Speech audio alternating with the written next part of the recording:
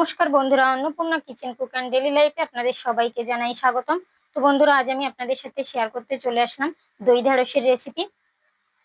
দেখুন, দই ঢ্যাঁড়স রেসিপির জন্য আমি কিছু টাটকা ঢ্যাঁড়স নিয়ে নিয়েছি। এখন আমি ঢ্যাঁড়সগুলো কেটে নেব।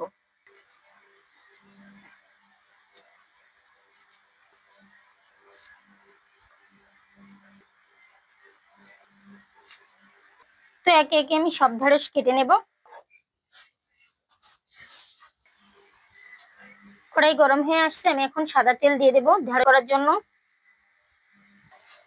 তেল গরম হয়ে আসছে, আমি এখন ভাজি করার জন্য ঢ্যাঁড়সগুলো দিয়ে দেবো।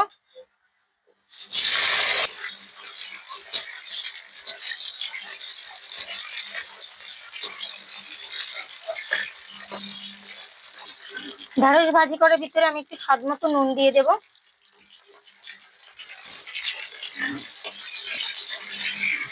ঢ্যাঁড়সগুলো কিন্তু আমার ভাজি করা হয়ে গেছে, খুব বেশি ভাজি করব না, কারণ এর কালারটা তাহলে ডিসকালার হয়ে যাবে। এখন আমি ঢ্যাঁড়সগুলো তুলে নেব। ঢ্যাঁড়স ভাজি করে তেলেই আমি ফোড়ন দিয়ে দেবো। তো দেখুন, ফোড়নের জন্য আমি গোটা জিরে দিয়ে দিচ্ছি। এরপর 1 চামচ পরিমাণে পেঁয়াজ বাটা, 1 চামচ পরিমাণে রসুন বাটা, 1/2 চামচ পরিমাণে আদা বাটা ও 1 চামচ পরিমাণে কাঁচা লঙ্কা বাটা দিয়ে একসঙ্গে মিশিয়ে ভালোভাবে ভাজি করে নেব।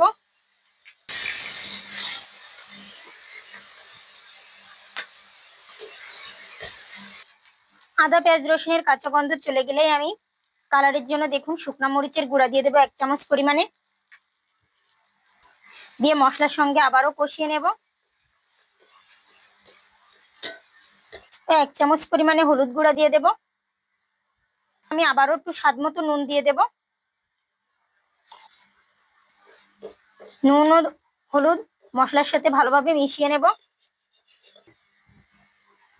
এ দেখুন, আমি টক দই নিয়ে নিয়েছি। তো আমি মশলার ভিতর এখন টক দই দিয়ে ভালোভাবে কষিয়ে নেব।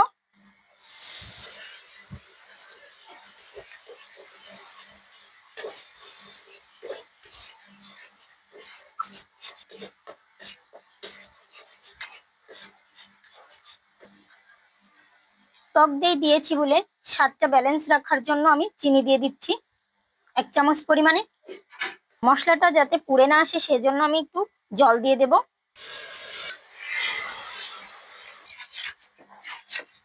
এই মশলা কষানোর ভিতরেই আমি কিন্তু গরম মশলা বেটে রাখা দিয়ে দেব, যাতে মশলাটা ভালোভাবে জাল হয়ে আসে।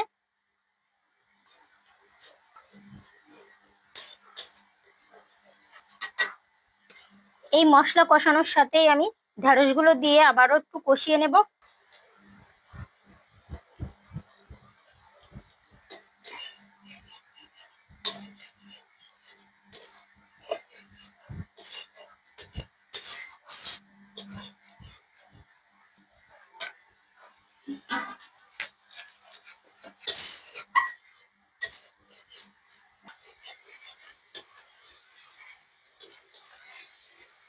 দেখুন, ঢ্যাঁড়স কষাতে কষাতে তেলটা ছেড়ে দিয়েছে।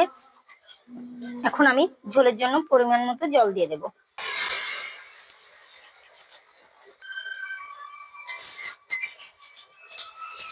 জল ফুটে আসলে আমি ধনিয়া গুঁড়া ও জিরার গুঁড়া দিয়ে দেব।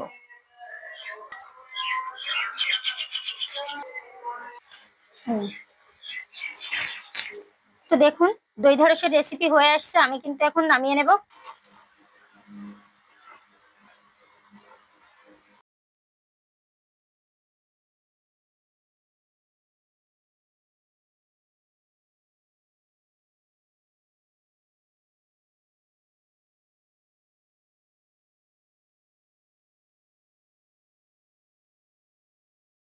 তো বন্ধুরা, আমার এই দই ঢ্যাঁড়সের রেসিপি আপনাদের কেমন লেগেছে? ভালো লাগলে লাইক কমেন্ট ও শেয়ার করবেন।